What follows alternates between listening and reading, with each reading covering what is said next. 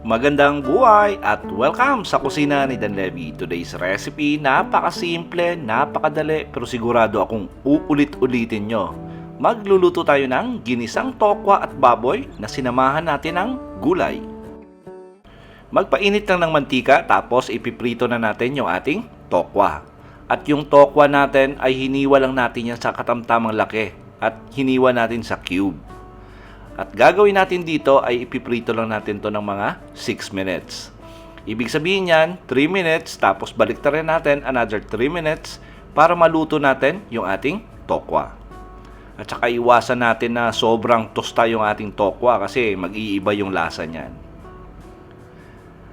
Tapos pag okay na, gagawin natin dito ay hahango muna natin at itatabi natin yung ating tokwa.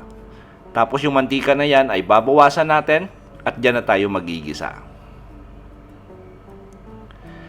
Gagawin natin, unahin muna natin yung ating karning baboy at gumamit po ako rito ng pork belly. So gagawin natin dito ay sasangkutsa lang natin siguro mga nasa 12 to 15 minutes or hanggang maging tostado yung ating karne. At the same time, yung katas nito, yung mantika nito ay lalabas at mahalo doon sa ating mantika.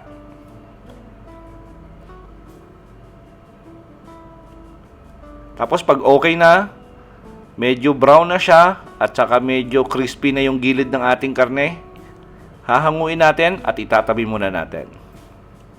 Tapos gisa na natin yung ating bawang at yung bawang natin ay hiniwa lang natin yan ng medyo pino. Tapos sangkutsa natin saglit, siguro mga 15 to 20 seconds. Tapos lagay na rin natin yung ating sibuyas. At yung sibuyas natin ay hiniwa lang natin yan sa maninipis. Ngayon, sangkutsa natin yung ating sibuyas at yung bawang for about 1 minute hanggang maging translucent yung appearance nito at yung naaamoy na natin yung aroma. At the same time, yung ating bawang magiging light brown na.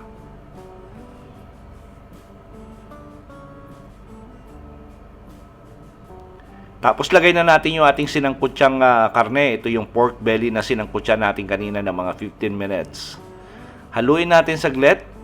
Tapos lagyan na natin to ng seasoning. Lagyan natin ng oyster sauce. Tapos lagay tayo rito ng soy sauce. Haluin natin saglit. Hayaan muna natin na ma-absorb ng ating pork belly yung ating nilagay na oyster sauce at saka soy sauce. Tapos lagyan natin to ng pamintang durog. Ngayon kung wala kayong pamintang durog, pwede kayo gumamit ng black pepper powder. Haluin natin saglit. Tapos lagyan natin to ng liquid seasoning para lalong sumarap yung ating stir fry recipe. Tapos lagyan muna natin to ng 1 cup of water. Tamang-tama lang po yan para lumambot yung ating baboy. So gagawin natin dito, lalagyan natin ng broth cubes para ma-enhance pa natin lalo yung lasa.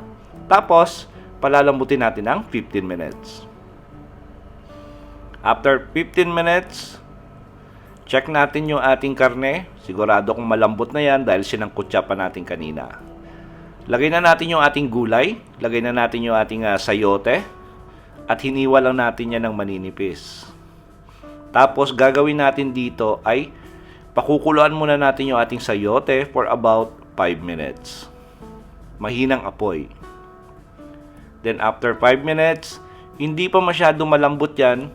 Okay lang yan dahil ilalagay pa natin yung sunod nating gulay. Yung ating Baguio beans. Tapos lagyan din natin to ng carrots. Tapos haluin natin saglit. Tapos takpan natin ulit for another 3 minutes. Ngayon, pag ako kasi nagluto ng ating gulay, medyo half cook yung gusto ko para medyo may crunch pa. Ngayon, kung gusto nyo ng talagang medyo malambot or sobrang lambot, i-extend nyo na lang yung boiling time. Tapos lagay na natin yung ating piniritong tokwa.